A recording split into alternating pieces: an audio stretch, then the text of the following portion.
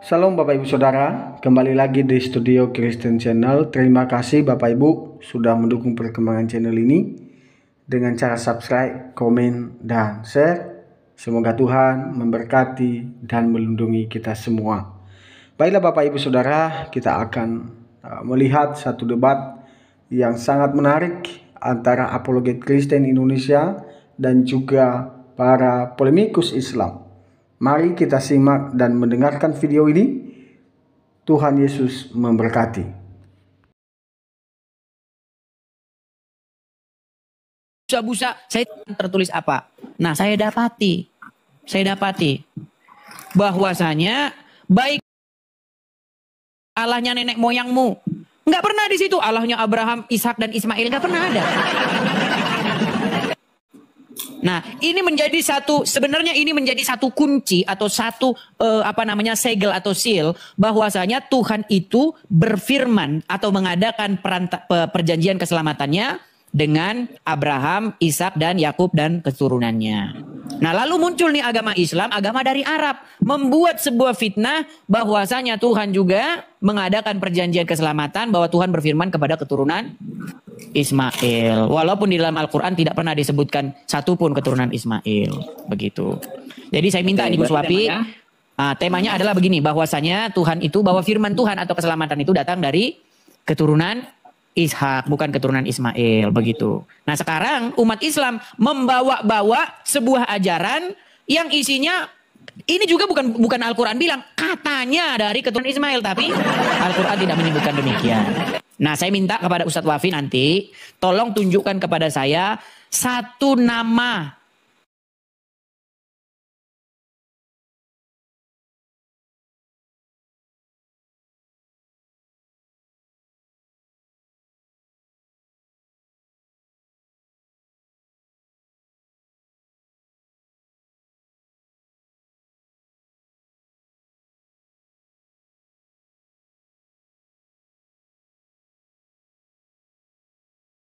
keturunan Ismail yang dimention, yang disebutkan oleh Al-Quran. Ya, tolong sebutkan satu saja keturunan Ismail di dalam Al-Quran. Kalau ada, saya lompat dari Monas. Karena keturunan Ismail itu terputus dalam pengertian Tuhan tidak berfirman kepada keturunan Ismail. Dia tidak berfirman kepada mereka, tetapi dia berfirman kepada keturunan Yakub, keturunan Ishak. Siapa keturunan Ishak? Yakub. Tuhan berfirman kepada Yakub. Tuhan menampakkan diri kepada Yakub. Ya kan? Lalu Yakub memperanakan ke-12 suku Israel. Lalu Tuhan juga berfirman kepada keturunan Yakub itu. Dia berfirman kepada Musa. Dia membawa keturunan Yakub itu dari Mesir, keluar dari Mesir, dibawanya ke tanah perjanjian yang dulu disumpahkan kepada nenek moyang mereka. Ada di dalam Al-Quran. Walaupun ketika baca Quran hilang-hilang halamannya. Jadi ketika saya baca Quran, ibarat saya membaca Bible yang halamannya sudah banyak dimakan tikus. Hilang. Ini bagian ini mana? Hilang begitu. Makanya ketika saya baca Quran, saya tidak ketemu alasan kenapa ini Bani Israel dibawa dari Mesir ke Al-Quds. Kenapa? Kenapa tidak dibawa ke Yordan, ke ini? Ke mana namanya? Ke Uzbekistan. Kenapa Musa tidak membawa umat Israel ke Sumedang? Kenapa? Kenapa kok ke Al-Quds atau ke Israel? Kenapa? Karena dulu nenek moyangnya diberikan sebuah janji bahwasanya tanah itu akan diberikan kepada mereka. Dan nanti Tuhan akan membentuk umat yang baru, dan dari situ melalui umat Israel Tuhan akan menyelamatkan semua manusia. Yaitu melalui perantaraan anaknya yang tunggal, yaitu Yesus. Nah, sekarang muncul ajaran Islam dari Arab Saudi yang entah dari mana juntrungnya. Silakan, Gus Wapi. Oke, itu temanya ya? Ya, silakan Gus.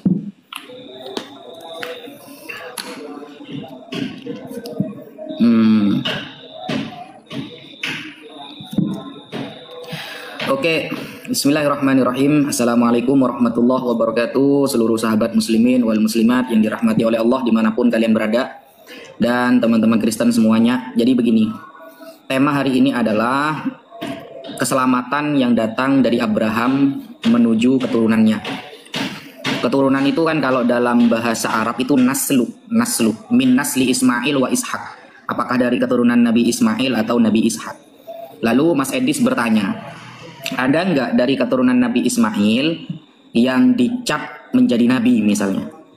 Begini, seluruh para nabi, mau Ismail mau Ishak, ya, mau Ismail mau Ishak, tidak dijelaskan secara detail dalam Al-Quran. Hanya penyebutan beberapa kali saja. Contoh Nabi Ismail itu disebutkan 8 kali dalam Al-Quran. Dengan kata Ismail, Al-Quran menyebutkannya itu sekitar 12 kali dalam 8 surat. 12 kali dalam 8 surat. Dan di sana Allah berkali-kali memuji Nabi Ismail. Contoh bahwa Nabi Ismail itu adalah abdun halim, hamba yang sabar. Kalau Nabi Ishak, Allah puji dengan abdun alim, hamba yang mengetahui. Nah, kedua-duanya adalah putra dari Abraham, tidak bisa diganggu-gugat oleh pihak manapun. Ismail adalah putra dari Abraham dan Nabi Ishak adalah putra dari Abraham. Dan konsep di dalam Islam, la nufarriqu baina ahadim minhum. Kita tidak membeda-bedakan mereka. Mereka semuanya nabi yang harus kita hormati, yang harus kita taati dan harus kita imani. Ini perbedaan kita dengan Kristen, teman-teman. Kalau Kristen, ketika menyebutkan keturunan dari Nabi Ishak misalnya, lalu mereka langsung menframing Nabi Ismail seolah-olah Nabi Ismail itu begini dan begitu. Kalau Islam enggak pernah diajari seperti itu. Islam itu diajari menghormati semua nabi. Mau yang Ishak disebutkan keturunannya ataupun Ismail tidak, ya. Kita katakan tidak ada di dalam Al-Quran secara tegas mau keturunan Nabi Muhammad, Nabi Ismail, Nabi Ishak sama-sama nggak ada, sama-sama nggak lengkap. Nabi Ismail misalnya diterangkan di dalam Al-Quran beliau sebagai seorang rasul, seorang orang yang saleh. Nabi Ishak disebutkan keturunannya misalnya ya dari Nabi Yusuf, kalau kita baca dalam surah Yusuf, wa kadzalika yajtabika rabbuka wa yu'allimuka min ta'wilil ahadits. Kemudian wa ali Yakub. Nah, Ali Yakub, bahwa Nabi Yusuf keturunan keluarga dari Yakub. Yakub adalah anak dari Nabi Ishak, Nabi Ishak adalah anak dari Nabi Ibrahim. Keturunan Nabi Ishak banyak yang menjadi nabi. Lalu apakah dengan alasan seperti itu kita akan mendiskriminasikan Nabi Ismail? Enggak, Islam tidak pernah diajari seperti itu. Kita itu nu'minu kullah. Kita beriman kepada semuanya, memuliakan semuanya. Semuanya punya keistimewaan masing-masing. Kalau sampai kita nu'minu bi ba'di wa nakfuru bi ba'd dalam surah An-Nisa, kita beriman sebagian, enggak beriman kepada sebagian yang lain, maka dalam surah An-Nisa dikatakan ulaika humul kafiruna haqqo. Dia adalah sebenar-benarnya orang-orang kafir. Orang kafir adalah ciri-cirinya mendiskriminasikan satu sosok nabi, orang soleh. Ingat, kedua-duanya adalah putra Abraham. Al-Quran dan Bible sama-sama mengakui orang yang memberkati Abraham dia akan diberkati. Orang yang melaknat atau mengejek atau menghina Abraham dia akan diejek, akan dihina oleh Allah. Nah, kedua-duanya adalah anak dari Abraham. Maka kalau kita memuliakan Abraham, kita pula harus memuliakan anaknya dan keturunannya juga. Karena ingat, seorang kakek itu paling sayang kepada cucu daripada anak. Rata-rata kakek itu lebih sayang kepada cucu daripada anak. Kalau kita menghina keturunan Nabi Ismail, wah keturunan Nabi Ismail gak ada yang menjadi nabi. Keturunan Ishak banyak yang jadi nabi, apa gak menyakiti hati Nabi Ibrahim? Katanya yang memberkati Abraham adalah diberkati. Lalu membeda-bedakan, inilah ciri-ciri orang kafir di dalam Islam diterangkan. Dia beriman kepada sebagian, mengunggulkan sebagian, lalu merendahkan sebagian yang lain. Kalau kita enggak, kita mengunggulkan sebagian tanpa merendahkan yang lain. Kita menimani semuanya, bahwa semua adalah orang-orang soleh. Itu perbedaan Islam dengan Kristen, Mas Edis. Adakah keterangan kalau keturunannya nabi-nabi semua berarti keselamatan dari dia? Kan enggak gitu loh. Baik, saya tanggapi ya. Aduh, saya penasaran, saya belum terobat ini Gus. Begini Gus, tadi saya menanti-nanti nih, mana jawabannya ini? Siapa satu keturunan Ismail yang jadi nabi yang dimention namanya dalam Al-Quran? Tetapi Gus Wapi terdiam, ini malah lari kemana-mana. Jadi saya pikir kemarin setelah Nandar berputar-putar, maka Wafi memberikan jawaban, tetapi ternyata sama saja. Begini loh Gus, begini Gus. Kita ini tidak membeda-bedakan, ya kan? Justru yang membeda-bedakan itu orang Islam. Katanya Muhammad itu sebagai penghulunya, penghulu para nabi, kepala para nabi. Aduh, justru orang Islam yang beda-bedakan Gus. Tidak ada seorang nabi di dalam Bible, di dalam Taurat, bahwa sampai air kencingnya saja diminum. Tidak ada. Tidak ada seorang nabi di dalam Bible maupun di dalam Al-Quran yang sampai-sampai ludahnya itu jadi rebutan. Gak ada. Cuman Muhammad Gus, justru yang melebih-lebihkan itu adalah kaum muslimin wal muslimat. Nah, kita ini tidak membicarakan itu. Kita ini membicarakan apa yang dikatakan oleh Bible dan apa yang dikatakan oleh Quran. Baik Al-Quran maupun Bible berbicara tentang bagaimana Tuhan berfirman kepada keturunan Abraham yang lewat garis keturunan Ishak. Abraham punya anak namanya Ishak dan Ismail. Ketika kita membaca Al-Quran, Allah tidak pernah berfirman kepada keturunan Ismail. Coba sebutin satu saja nama keturunan Ismail di dalam Al-Quran. Boro-boro Allah berfirman, disebutkan namanya pun tidak. Saya akan sebutkan kepada siapa Allah berfirman melalui keturunan Ishak. Allah berfirman kepada Yakub, betul. Yakub keturunan Ishak, betul. Lalu Yakub punya anak lagi namanya Yusuf, juga Allah berfirman kepada Yusuf. Nanti Allah berfirman kepada Musa, Allah berfirman lagi kepada Isa, Ilyasa, ya terus Sulaiman, Daud. Seluruh nabi-nabi di dalam Al-Quran itu berasal dari keturunan Ishak. Coba sebutin satu nabi dari keturunan Ismail di dalam Al-Quran. Kalau ada, saya terjun dari Monas. Tidak ada, Gus. Makanya ini coba yuk kita tunjukkan kepada umat bahwa baik Al-Quran maupun Bible berbicara hal yang merujuk kepada keturunan Ishak. Lalu kenapa nih Islam membuat denom baru, membuat garis baru dari garis keturunan Ismail, namanya Muhammad. Walaupun di dalam Al-Quran nggak pernah ada Muhammad itu keturunan Ismail di dalam Al-Quran.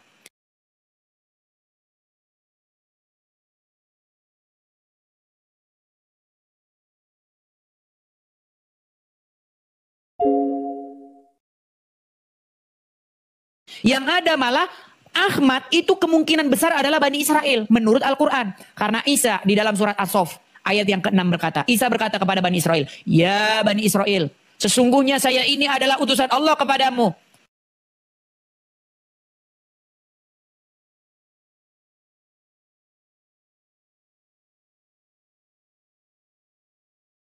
Yang membenarkan Taurat dan membawa kepadamu Injil dan akan menubuatkan akan datangnya Nabi setelahku, ismuhu Ahmad, namanya Ahmad.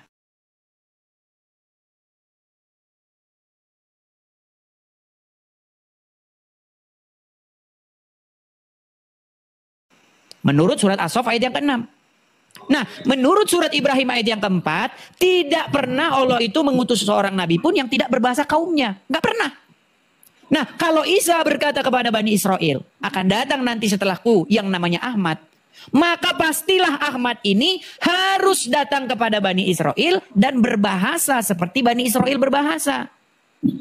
Kalau kita bicara secara logis loh. Iya kan? Masa Bani Isa ngomong kepada Bani Israel, akan datang setelahku namanya Ahmad, tapi Ahmad ternyata orang Sumedang. Iya gak mungkin. Masa Isa berpesan kepada Bani Israel, nanti Nabi yang datang malah bahasanya bahasa Sunda? Ya nggak mungkin. Pasti Nabi yang datang kepadanya harus berbahasa seperti Isa. Seperti Bani Israel. Gitu loh. Makanya kalau kita berpikir secara logis, Ahmad ini pastilah Bani Israel dan berbahasa Ibrani. Lalu Islam membuat bahwa Ahmad itu katanya Muhammad. Waduh. Dan bahasanya adalah bahasa Arab. Tidak datang ke tengah-tengah Bani Israel. Malah datang ke tengah-tengah orang Quraisy. Ini yang salah alamat siapa? Begitu Gus. Coba yuk Gus, silakan dijelaskan. Silakan Gus. Terima kasih. Berat ini nampaknya teman-teman. Waduh. Silakan Gus. Ya, bismillahirrahmanirrahim. Jadi begini, kalau saya Mas Edis berdiskusi itu 80% data, framingan itu sedikit aja. Jadi bukan 90% framingan, 10% datanya gitu loh. Kalau saya lebih baik diskusinya itu secara dewasa begini. Sampean menuntut di dalam Al-Quran harus ada nama keturunan Muhammad, Nabi Muhammad nyambung kepada Ismail. Anda bertanya seperti ini karena Anda sudah yakin sebenarnya di Al-Quran tidak ada. Nah, Nabi Muhammad ya yang diutus oleh Allah mendapatkan kitab suci yang bernama Al-Quran dari awal sampai akhir, yang sampean pakai itu kan ayat yang diturunkan kepada Nabi Muhammad. Yang Anda pakai nih sampai detik ini, yang katanya Anda belajar 13 tahun, itu adalah ayat yang Allah turunkan kepada Nabi Muhammad. Kamu menggunakan ayat wahyu yang Allah turunkan kepada Nabi Muhammad, tapi kamu menolak Nabi Muhammad. Kan lucu. Kamu mengakui bahwa Allah pernah berfirman ke Nabi Yakub pakai Quran. Kamu mengakui Allah pernah berfirman kepada Nabi Ishak pakai Quran. Pakai Quran, pakai Quran. Qurannya adalah wahyu yang Allah turunkan ke Nabi Muhammad. Nabi Muhammadnya kamu tolak, kan lucu bro. Nabi Muhammad ketika mengatakan misalnya, Innallaha astafa Kinanah min waladi Ismail. Allah telah memilih Kinanah dari keturunan Ismail. Wastafa Quraisyan min Kinanah. Dan Allah memilih Quraisy dari Bani Kinanah. Wastafa min Quraisyin Bani Hashim. Dan Allah memilih dari Bani Quraisy, yaitu Bani Hashim, dari orang Quraisy. Wastafani min Bani Hashim. Dan memilih aku, kata Nabi Muhammad, dari Bani Hashim. Hadis ini sahih menunjukkan bahwa Nabi Muhammad adalah keturunan Nabi Ismail. Lalu Anda mengatakan, harus tertulis dalam Quran. Oke. Kita pakai standar yang sama ya. Kamu meminta harus tertulis dalam Quran Nabi Muhammad tertulis adalah keturunan Nabi Ismail. Sekarang saya tanya Mas Edis, kalau kita mau menggunakan standar yang sama teman-teman ya, dicatat ya. Saya yakin Mas Edis akan bisa jawab. Yesus itu kan tokoh penting yang dinarasikan keturunan Daud, anak Daud. Saya minta di perjanjian lama ada nggak keterangan keturunan Yesus dari Yesus sampai Abraham? Ada nggak? Kalau Daud berarti dia nyambung ke Abraham. Kalau Daud berarti nyambung ke Nabi Ishak. Sekarang saya tanya, di dalam perjanjian lama sebutkan satu ayat saja Yesus disebutkan keturunannya, diperkenalkan oleh nabi-nabi di dalam perjanjian lama bahwa dia adalah keturunan Abraham. Makanya nanti keselamatan datang dari bangsa Yahudi karena Yesus ini dari bangsa Yahudi keturunan Daud. Ada nggak? Kalau ada nih, saya akan loncat dari Monas. Kalau ada saya akan loncat dari Monas. Tunjukkan satu saja Nabi memperkenalkan Yesus sebagai keturunan Abraham dalam perjanjian lama. Kita kalau menggunakan standar seperti itu sama-sama bisa Mas Edis. Anda menuntut harus tertulis. Al-Quran itu bukan kitab suci sesuai yang Anda mau. Al-Quran itu bukan kitab suci seperti kartu keluarga yang ada nasabnya. Al-Quran itu bukan kitab suci yang menerangkan tentang keturunan-keturunan, bukan. Allah menyampaikan dalam Al-Quran, wa kullan naqussu 'alaika min amba'ir rusul ma nuthabbitu bihi fuadak. Aku ceritakan para rasul terdahulu kepada kamu Muhammad. Tujuannya apa? Apakah untuk menerangkan keturunan? Apakah untuk menerangkan siapa keturunannya? Enggak. Aku ceritakan umat terdahulu kepada kamu Muhammad, nabi-nabi terdahulu, tujuannya nusabbitu bihi fuadak, untuk meneguhkan hati Nabi Muhammad. Ketika Nabi Muhammad ditolak di Taif, dilempar oleh batu oleh orang kafir, Nabi Muhammad sabar. Diceritakan oleh Allah bahwa dulu ada nabi yang hampir disalib oleh kaumnya. Ketika Nabi Muhammad dilempar dengan kotoran, Allah menyampaikan cerita para rasul terdahulu bahwa dahulu bukan hanya dilempar dengan kotoran, bahkan akan disalib untuk meneguhkan Nabi Muhammad. Al-Quran bukan catatan sipil, bro. Begitu loh. Coba kalau sama-sama seperti itu tuntutannya, saya minta kepada Anda di dalam perjanjian lama sebutkan keturunan Yesus nyambung sampai Abraham. Ada enggak? Sampai Nabi Ishak. Kamu kan mintanya Ishak nih, yang paling keren. Sebutkan, kita dengarkan bersama-sama teman-teman. Kalau ada satu ayat yang bisa disebutkan oleh Mas Edis, saya juga akan loncat dari Monas. Perjanjian lama. Ini pertanyaan bagus, saudara. Baik, pertanyaan bagus tapi berasal dari kesalahpahaman Gus Wapi ya akan tema ini. Baik. Saya tanggapi Gus Wapi ya. Jadi begini Gus Wapi, nubuatan-nubuatan bahwasanya nanti dari garis keturunan Yakub, dari garis keturunan Abraham itu akan datang seseorang yang akan menjadi raja memerintah untuk selama-lamanya, itu sudah dinubuatkan dalam perjanjian lama. Tapi kan nggak disebutkan namanya siapa, belum disebutkan namanya siapa. Contoh, saya akan bacakan nih. Ini ketika Yakub memberkati anak-anaknya ya, Yakub bilang begini, Yehuda adalah seperti anak singa. Setelah menerkam, engkau naik ke suatu tempat yang tinggi. Hai anakku, ia meniarap dan berbaring seperti singa jantan atau seperti singa betina. Siapakah yang berani membangunkannya? Nih, tongkat kerajaan tidak akan beranjak dari Yehuda ataupun lambang pemerintahan dari antara kakinya sampai dia. Nah, kata dia ini merujuk kepada sosok Mesias yang akan datang. Sampai dia datang yang berhak atasnya, maka kepadanya akan takluk bangsa-bangsa. Ini nubuatan-nubuatan. Tetapi poin kita bukan di situ Gus Wapi. Poin kita itu kita berbicara mengenai kenapa sih Al-Quran berhenti menceritakan anak keturunan Abraham dari garis Ismail. Kenapa Quran berhenti? Nggak ngomong lagi. Makanya dari tadi saya minta tolong tunjukin, sebutkan satu saja nama anak Ismail yang dicatat dalam Al-Quran. Tidak ada Gus Wapi. Tidak ada. Nah, kenapa itu bisa terjadi? Nah, bagian-bagian inilah yang hilang dari Al-Quran. Makanya ketika kita membaca Al-Quran, Allah berfirman kepada keturunan Ibrahim dari garis Ishak. Allah berfirman lagi kepada Yakub. Yakub punya anak nanti 12, lalu anak-anaknya itu menjadi suku bangsa besar di Mesir. Lalu ketika Fir'aun ya Raja Mesir bertindak kejam kepada orang-orang Israel, anak-anak lelakinya dibantai semua dan lain sebagainya, lalu diutuslah Musa untuk membawa Bani Israel itu keluar dari tanah Mesir dengan perbuatan-perbuatan yang ajaib. Seluruh bangsa-bangsa di muka bumi mendengar tentang nama Tuhan yang sangat besar itu. Bagaimana Tuhan mengadakan mujizat-mujizat yang besar, dibelahnya laut Teberau. Seluruh bangsa-bangsa mendengar dan mereka gemetar. Kenapa? Coba saya tanya sama Gus Wapi, kenapa Al-Quran tidak pernah membahas keturunan Ismail? Kenapa? Siapa keturunan Ismail dalam Quran? Gak ada. Karena memang Tuhan tidak pernah mengadakan perjanjian dengan mereka, dengan anak keturunan Ismail. Coba di mana? Adapun di dalam Al-Quran, Ibrahim pernah meminta, jadikanlah ya Allah rumah ini. Jadi Ibrahim dengan Ismail mendirikan Baitullah di situ dasar-dasarnya. Lalu doa Ibrahim itu dimintakan, jadikanlah keturunanku, mereka nanti akan datang di sini menjadi tawaf dan lain sebagainya. Tapi ketika saya baca Al-Quran dengan teliti dan jelas, ini tempat ini dibakar. Tempat Ibrahim dan Ismail mendirikan Baitullah itu lokasinya di Bakkah. Sama orang Islam diedit jadi Mekah. Oh iya. Makanya rumah Allah yang ada di Mekah kayak begini. Nih. Coba nih. Nih. Kebanjiran, Gus. Dan Anda pasti tahu ya, Gus ya. Anda pasti tahu bahwa rumah Allah yang di Mekah, yang aslinya di Bakkah lalu diedit jadi Mekah kayak begini, banjir.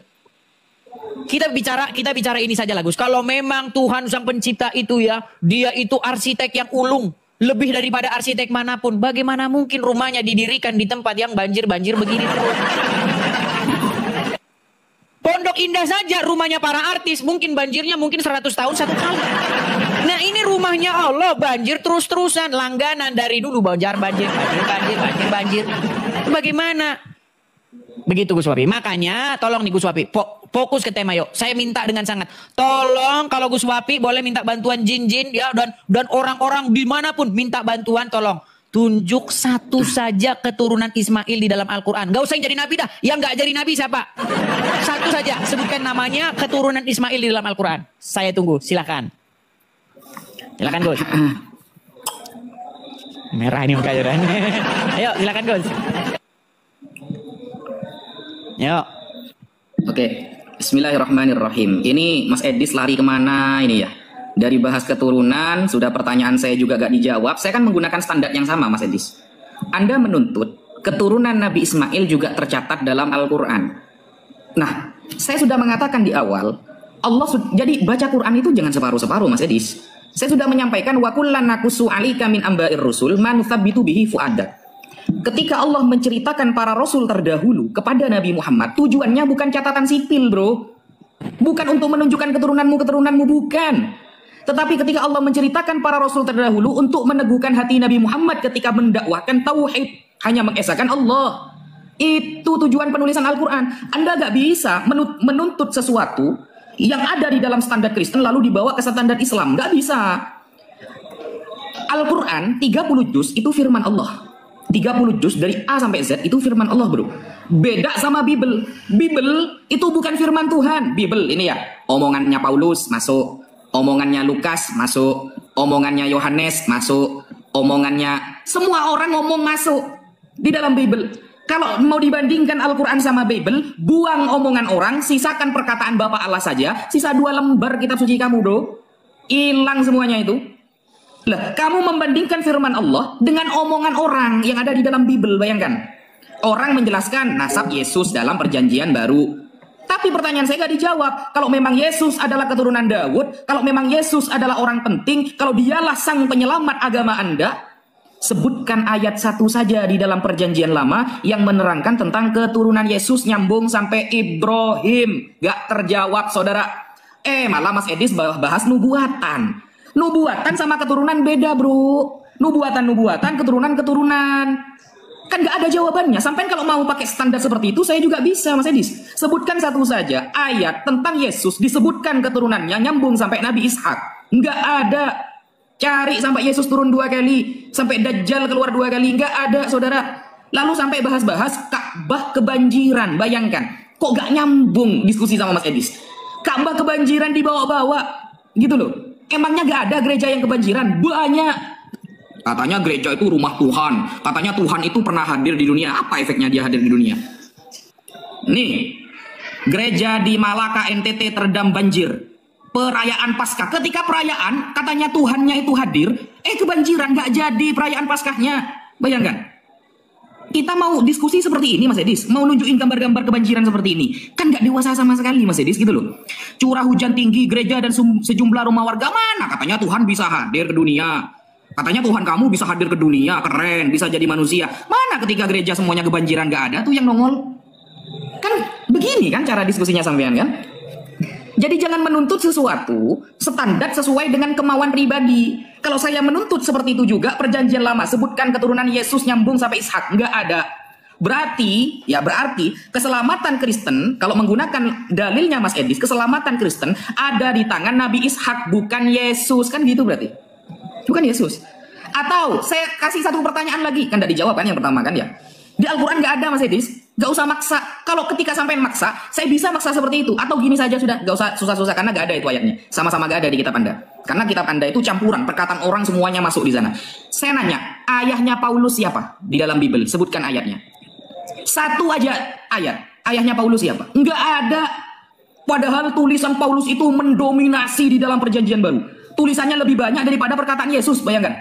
Tulisannya Paulus lebih banyak daripada perkataan Yohanes, Yesus, dan lain sebagainya. Siapa nama ayahnya? Pengen tahu saya. Mudyar. Nggak akan bisa dijawab itu. Baik, kita jawab ya teman-teman ya. Kita jawab poin-poinnya. Ya, ini begini Gus Wapi ya. Sebenarnya seseorang itu mempertanyakan sesuatu harus punya dasar dan punya maksud. Ketika Anda mempertanyakan siapa ayah Paulus, dasar dan maksudnya itu apa? Emangnya kekristenan itu soal bapaknya Paulus? Enggak, kekristenan itu soal Yesus, keselamatan yang datang dibawa oleh Yesus. Bukan soal bapaknya Paulus. Coba lah, kalau membawa suatu pertanyaan subat, itu harus ada motivasinya, harus ada dasar-dasarnya. Loh, kalau kita mau pakai standar yang sama, di dalam Al-Quran gak ada bapaknya Muhammad itu siapa?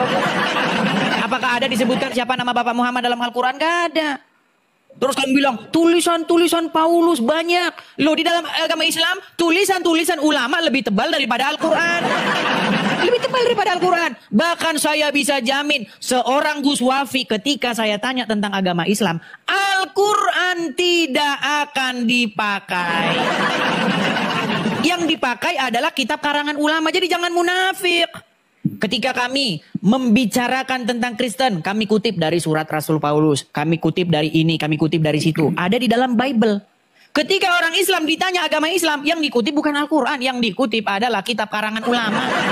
Tapi masih malu-malu kucing kitab karangan ulamanya. Nggak digabungin dengan Al-Quran. Tapi dikutip-kutip terus. Jangan begitu Gus. Nah kita sekarang kembali ke tema nih Gus. Gini loh. Tadi pertanyaanmu. Mana dalam perjanjian lama silsilah Yesus? Loh belum lahir kok ditanya silsilahnya. Ini pertanyaan macam apa ini? Tunjukkan silsilah Gus Wafi tahun 1700. Gimana caranya? Ya nggak mungkin ada. Gimana sih?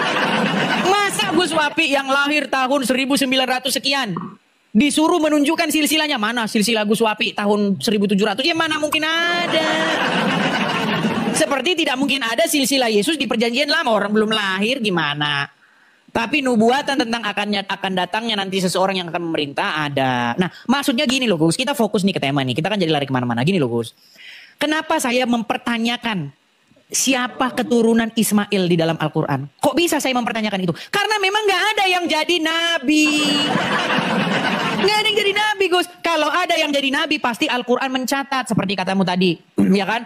Allah menceritakan begini supaya apa? Supaya menguatkan Muhammad. Bahwasanya nabi-nabi terdahulu pun ketika memberitakan tauhid mereka mendapatkan cerca, maki, bahkan ancaman. Duh coba tunjukin. Siapa keturunan Ismail yang jadi nabi yang diceritakan kepada Muhammad? Ya Muhammad, bahwasanya dulu nenek moyangmu memberitakan tauhid, lalu mereka begini. Di mana? Ada nggak? Kagak ada, Gus. Makanya tidak ada dalam Al-Quran itu ya Bani Ismail, gak ada. Gak ada. Selalu dalam Al-Quran tuh ya Bani Israel, ya Bani Israel. Ya nggak ada. Ya Bani Bani apa? Nggak ada. Hanya Bani Israel saja karena memang Tuhan berfirman kepada keturunan Yakub, keturunan Ishak. Makanya ada satu kalimat di dalam Bible itu. Akulah Allahnya Abraham, Ishak dan Yakub. Selalu begitu itu. Akulah Allah Abraham, Ishak dan Yakub. Enggak ada. Akulah Allahnya Ismail. Enggak ada. Gitu loh Gus. Nah makanya itu tadi alasan saya bertanya kepada kamu itu karena ada dasarnya. Jangan lari kemana-mana. Anda bilang, di dalam ini omongan Paulus masuk, lo dalam Quran juga omongan orang masuk. Di dalam surat Al-Mu'minun dikatakan, sesungguhnya temanmu itu orang gila. Itu kan omongan orang dimasukin dalam Quran. Fokuslah. Jangan bahas kemana-mana, jangan bahas. Fokus dulu, yuk gini. Coba, saya tanya sama kamu Gus. Ini pertanyaan penting nih. Kenapa Allah di dalam Al-Quran hanya berfirman kepada keturunan Ishak? Kalau memang Allah pernah berfirman kepada keturunan Ismail, sebutkan satu saja namanya. Satu orang. keturunan Ismail yang Allah berfirman kepadanya? Ayo, ayatnya tunjukkan, silakan. Saya mau tahu namanya, apakah namanya Udin, Jono, siapa? Silakan.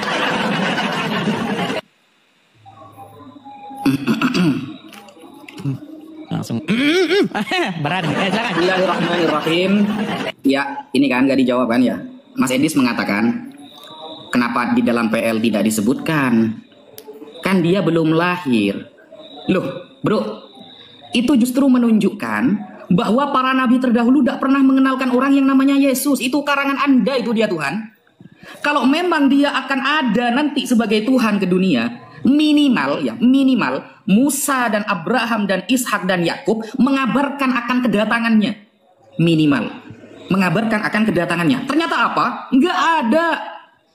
Kalau Anda menuntut misalnya, Anda menuntut di dalam Al-Quran harus ada keturunan Nabi Ismail. Di Al-Quran, saya kan sudah mengatakan dari awal, Al-Quran itu bukan catatan sipil, bro. Lalu Anda mengatakan, ya tapi kamu ternyata pakai kitab ulama. Kitab ulama itu lebih tebel. Seharusnya kamu mikir begini, kalau kitab ulama itu tidak menjadi ayat suci, bro. Dan yang menyuruh kita ikut ulama itu Allah. Ayatnya ada, fas'alu ahla dzikri in kuntum la ta'lamun. Bertanyalah ke ulama kalau kamu nggak tahu.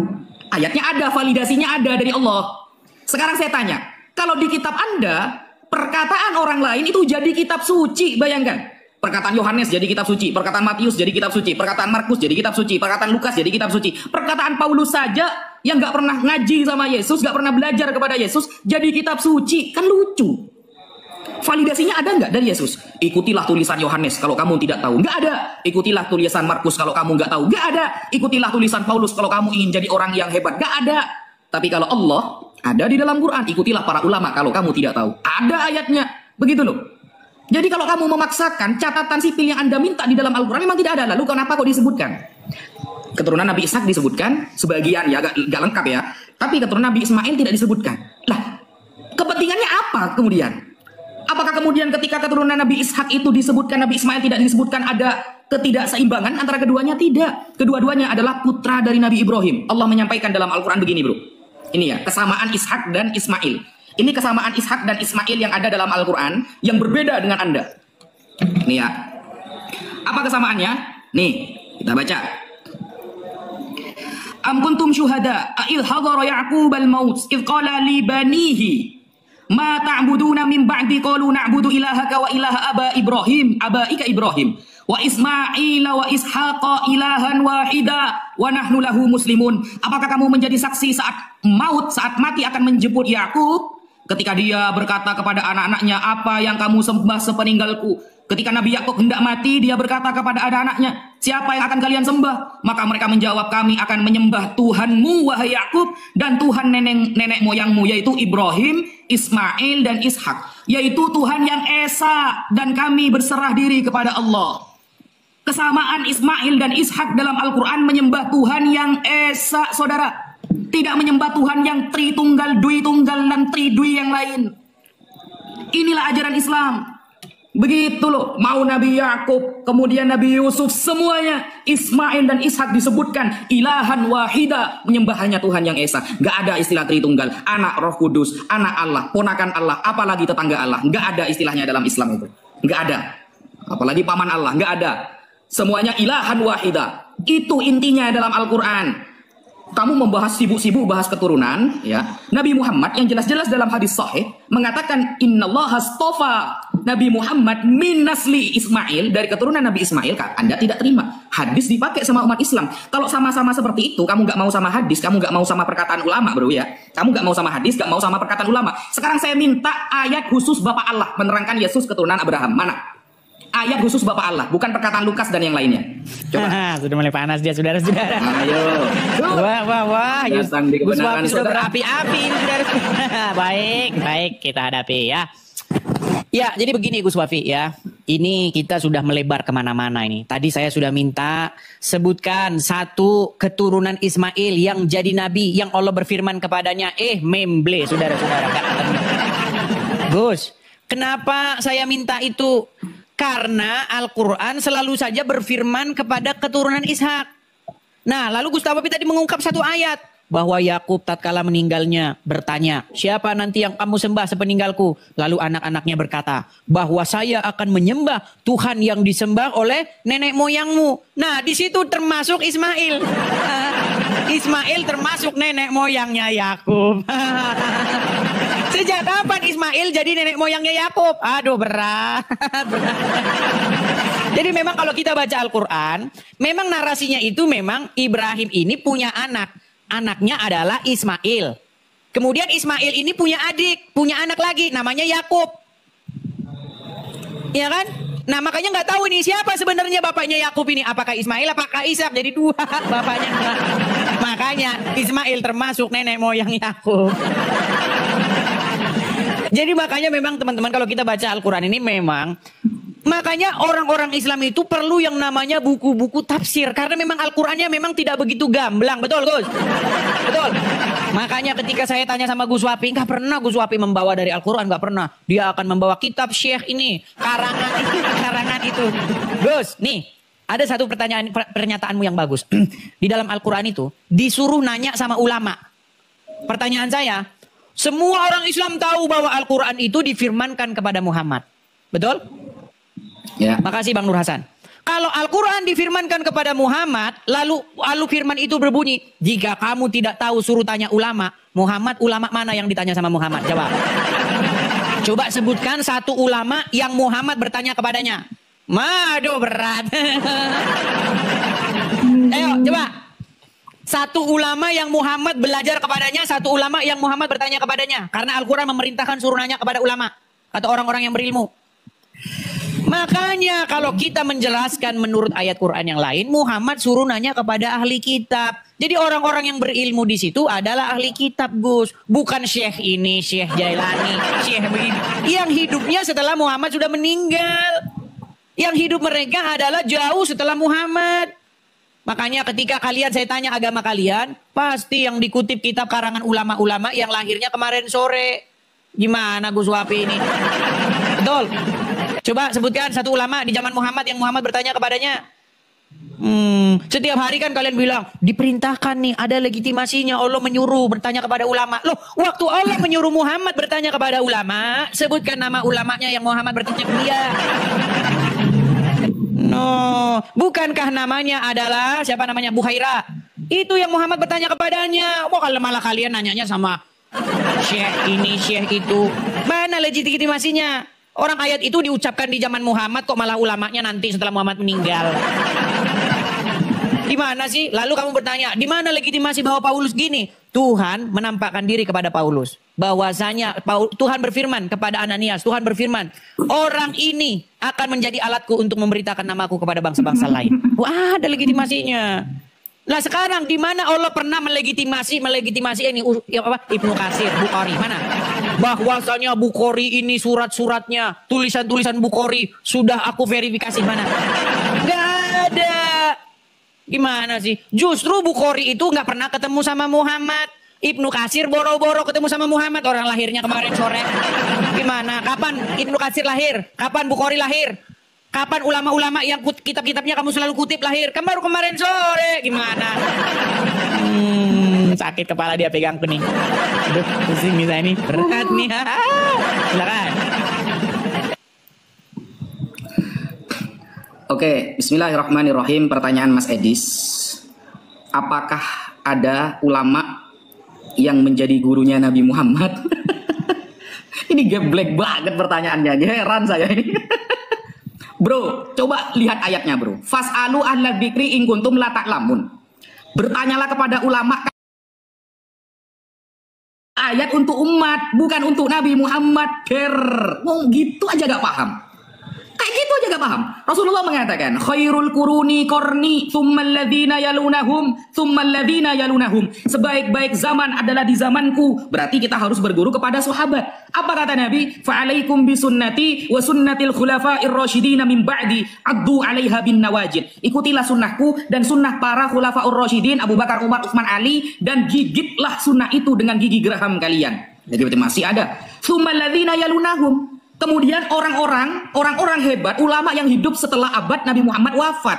Siapa? Dari kalangan tabi'in setelah sahabat. Siapa mereka? Imam Syafi'i yang lahir pada tahun 150 Hijriah. Kemudian Imam Malik lahir sebelum tahun Imam Syafi'i. Kemudian Imam Hanafi yang wafat pada tahun 150 Hijriah. Kemudian Imam Ahmad bin Hambal. Ada legitimasinya. Makanya Nabi Muhammad mengatakan al-ulama warathatul anbiya. Para ulama itu pewaris para nabi. Pewaris berarti kalau pewaris dia akan hidup setelah Nabi Muhammad wafat. Gitu loh bro maksudnya. Kan pewaris bro. Berarti mereka itu akan ada setelah Nabi Muhammad selesai masa hidupnya. Gitu aja nggak paham Mas Edis gitu loh. Tadi Mas Edis mengatakan bahwa tidak perlulah kita menerangkan begini begitu. Pertanyaan saya di awal kan nggak dijawab. Mana keterangan dalam Bible bahwa Yesus keturunan Ishak secara lengkap? Mana? Saya minta. Kalau Anda tidak mau perkataan ulama, Anda tidak mau sama hadis, buang itu perkataan Yohanes, Matius, Markus, Lukas, Paulus, buang. Itu perkataan orang semua itu. Coba buang itu semuanya. Sisakan perkataan Bapak Allah dalam Bible itu. Hilang Bibelmu saudara. Nangis kamu kalau sampai saya bertanya seperti itu. Buang semua perkataan orang lain itu. Buang. Sisakan perkataan Bapak. Mana perkataan Bapak menerangkan Yesus keturunan Nabi Ishak secara lengkap? Ayo wes. Saya minta baik dalam perjanjian lama atau perjanjian baru wes gak apa-apa. Monggo perjanjian baru. Dari Yesus sampai ke Ishak nyambung disebutkan keturunannya. Coba saya minta. Anda kan mintanya oh ya janganlah di perjanjian baru kan gak ada. Kan dia belum lahir katanya. Padahal Yesus mengatakan aku ada sebelum Abraham ada. Berarti seharusnya ketika aku ada sebelum Abraham ada, keturunan Abraham jauh lebih di bawah keturunan Yesus seharusnya. Ternyata kamu nggak bisa membuktikan. Anda membuat standar kepada Al-Quran, padahal standar itu tidak Anda patuhi gitu loh. Ingat di dalam Al-Quran Mas Edis, ini ya. Jangan dikira Nabi Ishak pro kepada Anda, enggak. Anda bawa Al-Quran hanya sebagian saja kan.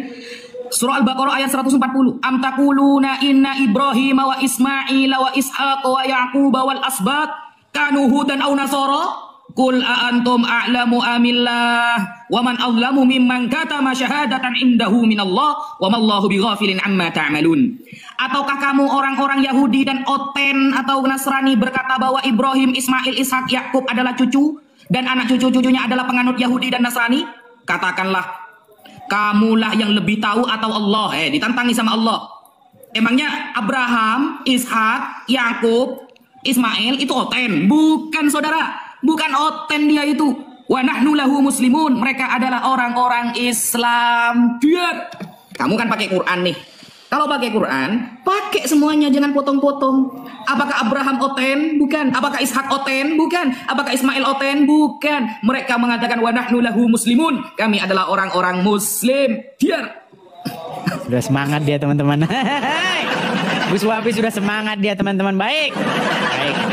Kita akan tanggapi ya teman-teman ya. Sebentar Gus, saya balikkan dulu kamera saya. Karena kalau mereka ini harus ditunjukin anunya. Kalau nggak ditunjukin manual mereka tidak hafal. Oke baik, waktunya Gus. Oke. Baik. Tadi Gus Wapi mengatakan teman-teman bahwa ayat ini katanya untuk umat, bukan untuk Muhammad. Kalau baca Quran yang utuh jangan dipotong-potong. Baik, lihat nih. Silakan Gus, lihat Gus. Dan kami, Gus lihat nih. Dan kami tidak mengutus sebelum kamu. Siapa kamu di sini? Kamu di sini adalah Muhammad. Nih. Dan kami tidak mengutus sebelum kamu kecuali seorang laki-laki dan kami beri wahyu kepada mereka. Maka bertanyalah kepada orang yang mempunyai pengetahuan jika kamu mengetahui. Ini bukan Muhammad yang ngomong kepada umat. Ini kalau menurut agama Islam ini Allah yang ngomong sama Muhammad. Gimana sih Gus? Menurut umat Islam, Al-Quran kan firman Allah. Allah berfirman kepada Muhammad. Makasih Pak. Nih. Jika nih, dan kami tidak mengutus sebelum kamu kecuali seorang laki-laki yang kami beri wahyu. Ya kan? Kepada mereka. Nih, maka bertanyalah kepada orang yang mempunyai pengetahuan. Makanya tadi pertanyaan saya. Coba Muhammad sudah nanya kepada ulama mana? Lo ada ulama yang Muhammad bertanya kepadanya, namanya Bukhaira. Gimana sih? Makanya ketika Muhammad mendapat konon katanya dapat wahyu di Gua Hira. Lalu dia datang kepada istrinya. Lalu istrinya memanggil seorang pendeta Nasrani. Betul. Makanya turun ayat, hai orang yang berselimut. Aduh ini gimana nih Gus Wapi ini. Berat ini Gus Wapi ini. Oke, kalau kita membaca Al-Quran. Al-Quran itu begini teman-teman. Lihat nih. Nih, lihat nih Gus. Dan ingatlah ketika Isa ibnu Maryam berkata kepada Bani Israel. Ini berkatanya kepada Bani Israel, bukan kepada Bani Quraisy, enggak. Hai Bani Israel, sesungguhnya saya ini adalah utusan Allah kepada kamu yang membenarkan kitab sebelumku, yaitu Taurat, dan memberi kabar gembira yang akan datang seorang Rasul setelahku namanya Ahmad. Jadi Isa berkata kepada Bani Israel. Nah, menurut ayat ini, nih kita kasih lagi ayatnya. Menurut surat Ibrahim ayat yang keempat, perhatikan. Kami tidak mengutus seorang Rasul pun, melainkan dengan bahasa kaumnya, supaya ia dapat memberi penjelasan dan terang kepada mereka. Jadi Allah nggak pernah ngutus orang Arab diutus kepada Bani Israel. Allah tidak pernah mengutus orang Jawa diutus kepada Bani Jerman. Allah tidak pernah mengutus orang Batak diutus kepada orang Jawa. Nggak boleh, karena bahasanya beda nih. Kami tidak mengutus seorang Rasul pun, melainkan dengan bahasa kaumnya. Nah, tadi Isa berkata kepada Bani Israel, akan datang Nabi setelahku ismuhu Ahmad. Lalu kenapa orang Islam memfitnah bahwa Ahmad ini bukan Bani Israel? Ayo, jawab. Jawab, ayo. Loh, makanya di sini Muhammad itu disuruh berguru. Nih, di dalam surat An-Nahl ayat 43. Nih, kami tidak mengutus sebelum kamu kecuali orang laki-laki yang kami beri wahyu kepada mereka. Maka bertanyalah kepada orang yang mempunyai pengetahuan. Ini Muhammad yang disuruh bertanya kepada orang yang berpengetahuan. Bukan Muhammad nyuruh orang muslim bertanya kepada orang yang memiliki pengetahuan. Aduh, ini dibolak-balik. Ini memang kalian ini adalah orang-orang yang suka merubah-rubah ayat Al-Quran. Jangan begitu, Gus Wafi. Ya. Kalau Allah dan Muhammad itu sebagai tempat untuk bertanya, bagaimana mungkin Allah malah suruh nanya sama orang lain? Ini bagaimana sih? Masa malah Muhammad suruh nanya sama orang lain? Lalu orang lain nanya siapa? Gimana? Makanya ada satu ayat di dalam Al-Quran. Jika kamu ragu-ragu tentang apa yang kami wahyukan kepada kamu, maka bertanyalah kepada orang-orang yang membaca kitab sebelummu. Disuruh nanya itu kepada sebelumnya, malah umat Islam nanya kepada orang sesudahnya. Ini gimana bolak-balik, Gus? Jangan gitu, Gus. Al-Quran memerintahkan beriman kepada kitab-kitab sebelumnya, Taurat, Zabur, dan Injil. Orang Islam malah beriman kepada kitab-kitab sesudahnya. Kitab Ibnu Katsir, kitab Syekh ini, Syekh itu, yang isinya kalian palsu-palsukan juga. Gimana ini, Gus? Halo, coba lah, Gus, ayo. Itu penontonmu sudah mensupportmu dengan koin yang banyak, itu semangat lah, yuk. Semangat, jawab dong. Aduh, gimana ini Gus Wafi, ini berat. Oh, ya silakan. Des, ngomong pakai terjemahan. Dia menframing, teman-teman ya. Katanya kita harus bertanya kepada ulama. Nanti ulama nanya ke siapa? Menframing dia.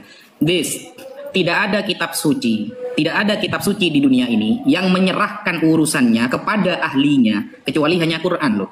Innama yakhsyallaha min ibadihi al-ulama. Yang takut kepada Allah adalah ulama. Itu dalam Al-Quran ayatnya. Nah, kemudian, dan ingat Mas Edis ya, hanya Al-Quran, ketika kita nggak tahu, nggak boleh kita buka terjemahan, Dis. Kita nggak boleh apalagi lihat terjemahan sekelas Mas Edis. Nggak bisa gitu loh.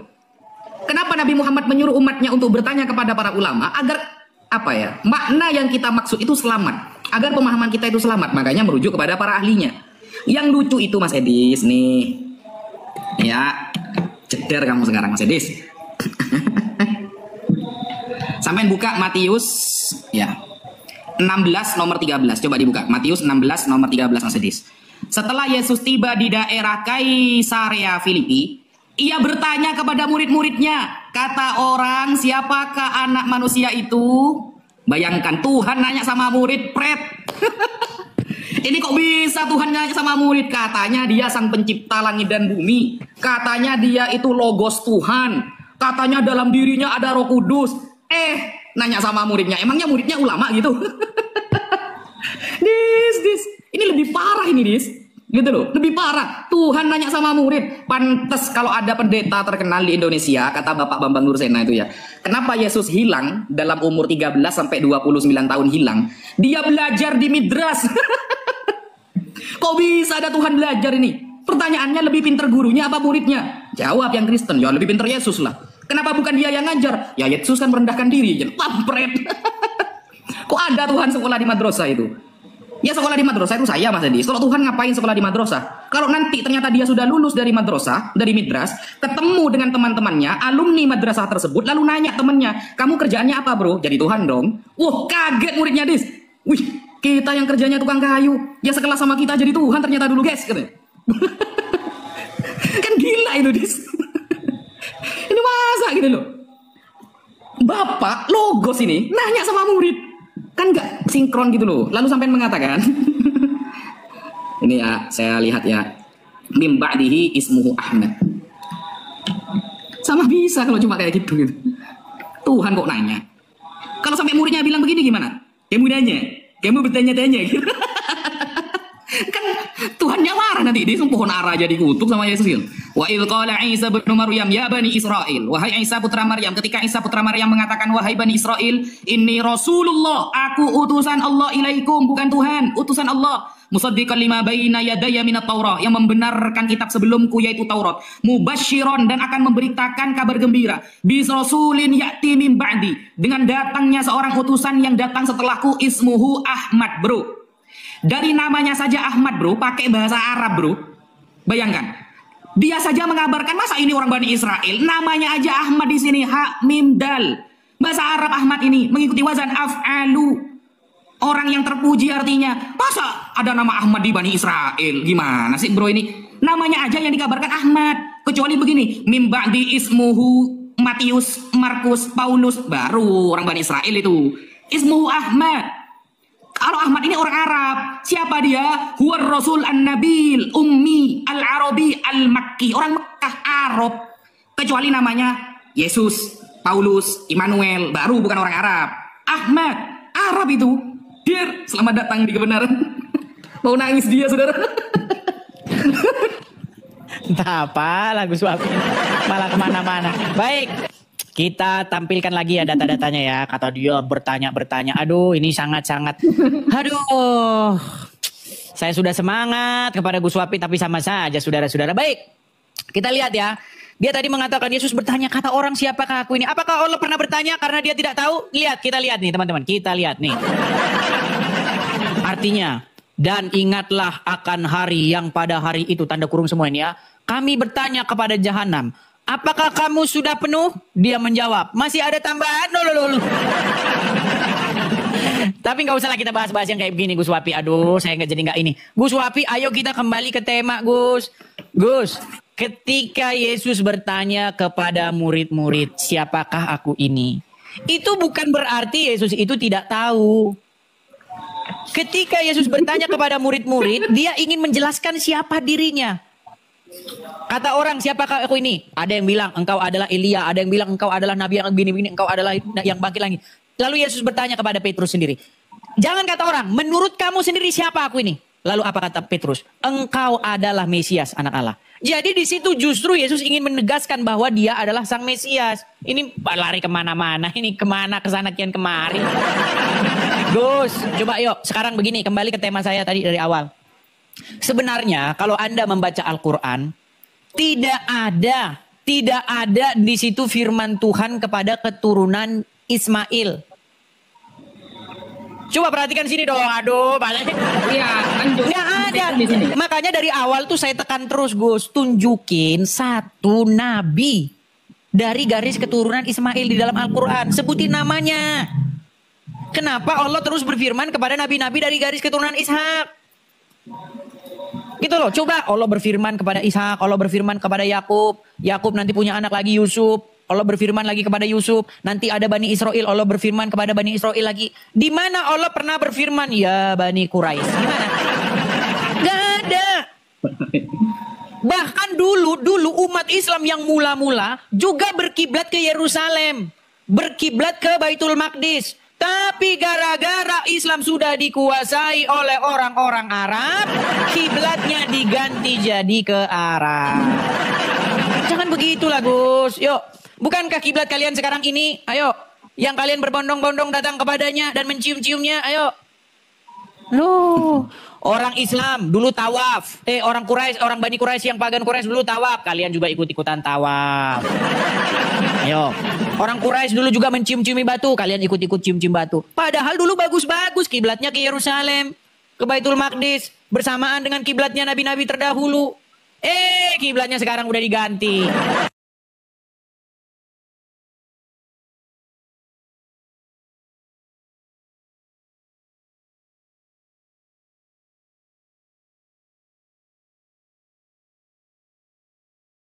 Kok sendiri yang melebihkan Bani Israel di atas segala umat, betul?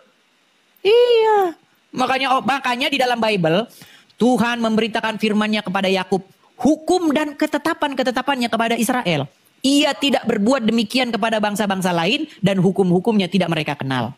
Makanya tidak ada Taurat itu asalnya dari Sumedang.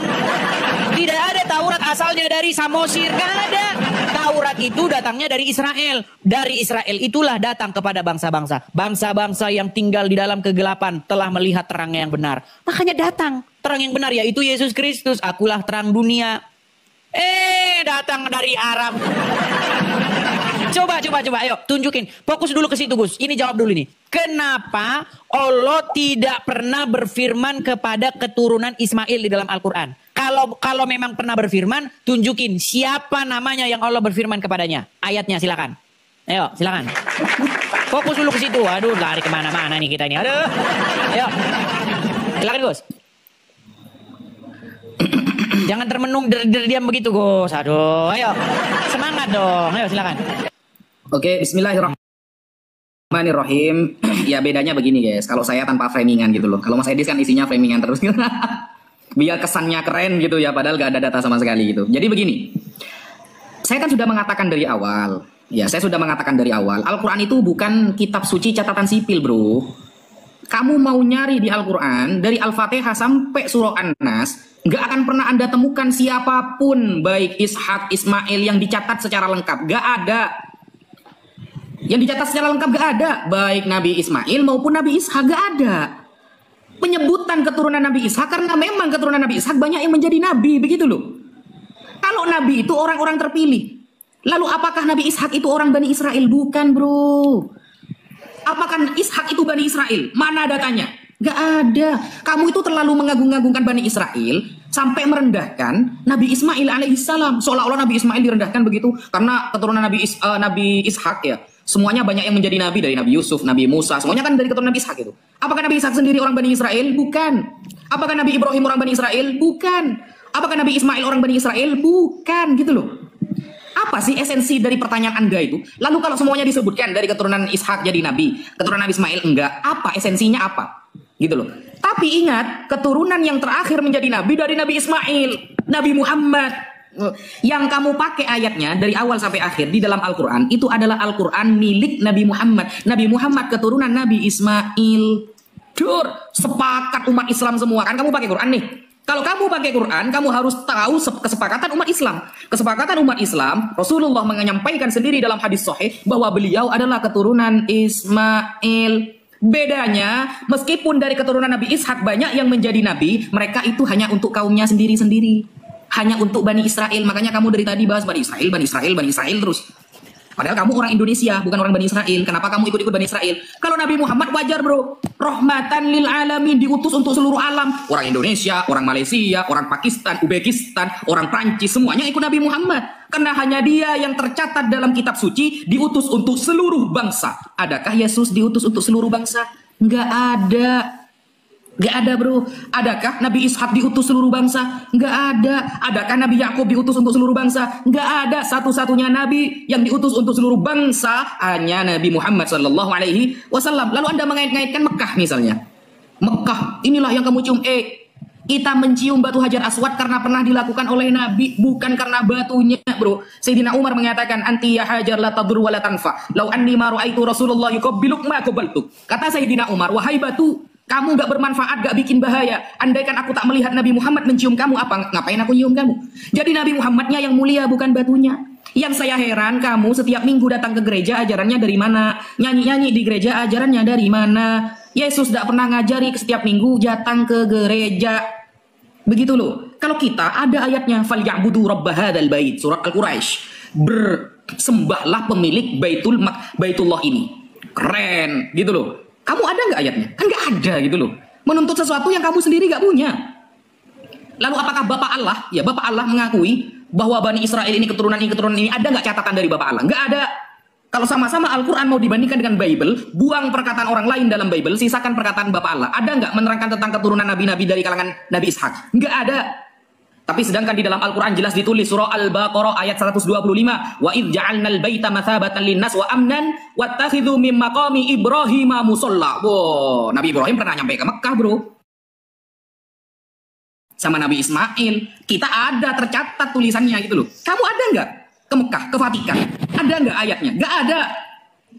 Asumsi itu namanya. Baik ya.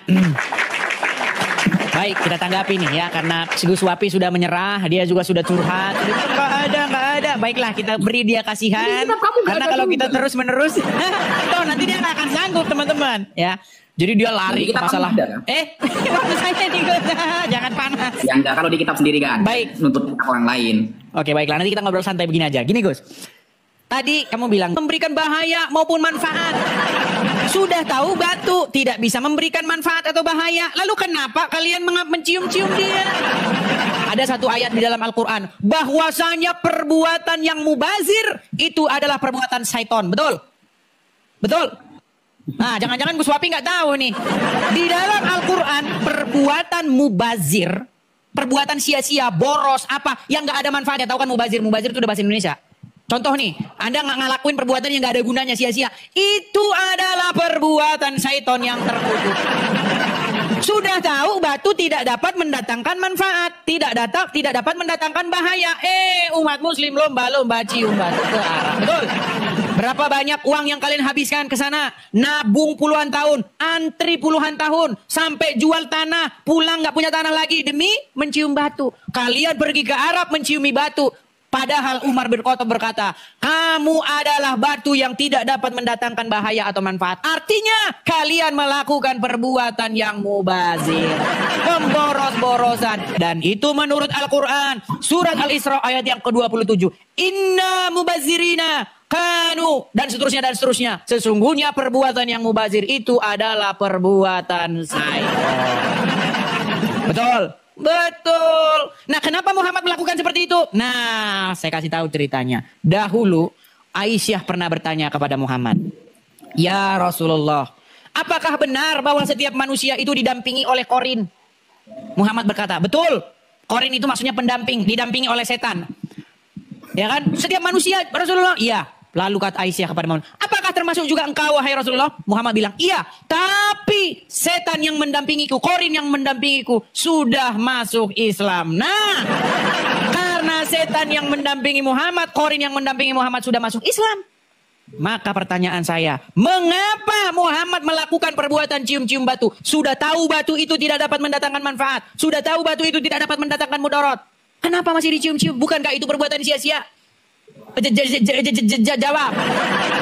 Ayo Gus Wapi, tolong dong ya. Makanya ketika Yesus berhadapan dengan setan, Yesus mengusir setan. Nah, ketika ada setan datang kepada Muhammad, malah setannya masuk Islam. Betul tidak? Tolong Gus Wapi jawab nih. Betul tidak bahwasanya setan atau korin yang mendampingi Muhammad sudah masuk Islam? Sudah ditundukkan oleh Allah sehingga dia jadi masuk Islam. Berat saudara-saudara ini. Hai. Sudah itu sudah banyak yang menyemangati. Ayo Wafi jawab, ayo ini jangan dibiarkan ini. Ini kalau dibiarkan tidak ada jawaban, maka umat ini akan terguncang, saudara-saudara. Coba tuh. Ketika Yesus menghadapi setan, orang yang merasa diusir oleh Yesus, setan-setan itu, ya kan? Ketika setan mencoba Yesus, pergi kau setan, ya kan? Setan lari, ya kan? Setan terus membujuk, ingin menaklukkan Yesus, tetapi setan lari. Nah, ini setan yang ingin membujuk Muhammad malah bersekutu dengan Muhammad. Betul? Setan masuk Islam. Oh, narasinya memang begitu. Nah, makanya nanti Gus Wapi jawab, betul atau tidak bahwasanya setan sudah masuk Islam. Itulah kenapa ajaran setan. Nanti saya dimarah. Gak usah lah ya, jangan begitu ya. Nah, itu saja Gus Wapi. Menurut Al-Quran, perbuatan mubazir itu perbuatan setan. Ayatnya adalah surat Al-Isra ayat yang tadi itu. Ya kan? Nah, sekarang nyata-nyata Muhammad melakukan perbuatan yang mubazir. Kenapa saya katakan mubazir? Karena batu itu tidak dapat mendatangkan apa-apa. Tidak bisa memberi manfaat dan tidak bisa memberi bahaya. Tapi dicium-ciumin artinya kurang keren. Ya, makasih Bang. Makasih. Hari ini kita menang tuh. Menang. Uish, Gus Wapi hari ini nangis. Uish, nangis Gus Wapi. Silakan. Jangan terlalu terganggu. Santai, slow saja, slow yuk. Jangan terlalu Oke. tegang-tegang, santai saja. Bismillahirrahmanirrahim. Coba kita perhatikan. Bapak Ibu Saudara, kita sudah dengar bagaimana debat ini dan mari kita simak bersama dan mari kita juga akan memberikan komentar-komentar yang baik dan positif. Maka dari itu Bapak Ibu, mari kita juga merenungkan firman Tuhan di dalam Amsal pasal yang kedua ayat 1 sampai yang ke-22. Begini bunyi firman Tuhan. Faedah daripada menuntun hikmat. Hai anakku, jikalau engkau menerima perkataanku dan menyimpan perintahku di dalam hatimu, sehingga telingamu memperhatikan hikmat, dan engkau mencenderungkan hatimu kepada kepandaian.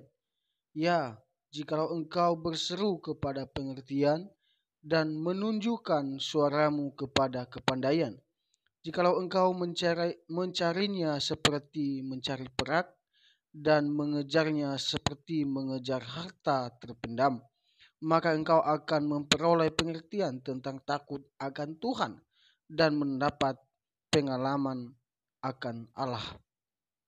Karena Tuhanlah yang memberikan hikmat, dari mulutnya datang pengetahuan dan kepandaian, menyediakan pertolongan bagi orang yang jujur, menjadi perisai bagi orang yang tidak bercela lakunya, sambil menjaga jalan keadilan dan memelihara jalan orang-orangnya yang setia. Maka engkau akan mengerti tentang kebenaran, keadilan, dan kejujuran, bahkan setia jalan yang baik. Karena hikmat akan masuk ke dalam hatimu dan pengetahuan akan menyenangkan jiwamu. Kebijaksanaan akan memelihara engkau, kepandaian akan menjaga engkau, supaya engkau terlepas dari jalan yang jahat, dari orang yang mengucapkan tipu muslihat, dari mereka yang meninggalkan jalan yang lurus dan menempuh jalan yang gelap, yang bersuka cita melakukan kejahatan, bersorak-sorak karena tipu muslihat yang jahat, yang berliku-liku jalannya dan sesat perilakunya, supaya engkau terlepas dari perempuan jalang, dari perempuan yang asing, yang licin perkataannya, yang meninggalkan teman hidup masa mudanya dan melupakan perjanjian Allahnya. Sesungguhnya rumahnya hilang, tenggelam ke dalam maut, jalannya menuju ke arwah-arwah. Segala orang yang datang kepadanya tidak balik kembali dan tidak mencapai jalan kehidupan. Sebab itu, tempuhlah jalan orang baik dan peliharalah jalan-jalan orang benar. Karena orang jujurlah akan mendiami tanah, dan orang yang tak bercelalah yang akan tetap tinggal di situ. Tetapi orang fasik akan dipunahkan dari tanah itu, dan pengkhianat akan dibuang dari situ. Demikian jauh kebenaran firman Tuhan, Bapak Ibu, dan biarlah hikmat dari Tuhan menyertai, menuntun kehidupan kita. Marilah kita menjadi berkat untuk orang-orang yang ada di sekeliling kita. Dan mari kita saling mendoakan, saling mendukung satu dengan yang lain. Sampai jumpa di video-video berikutnya, dan Tuhan Yesus memberkati kita sekalian.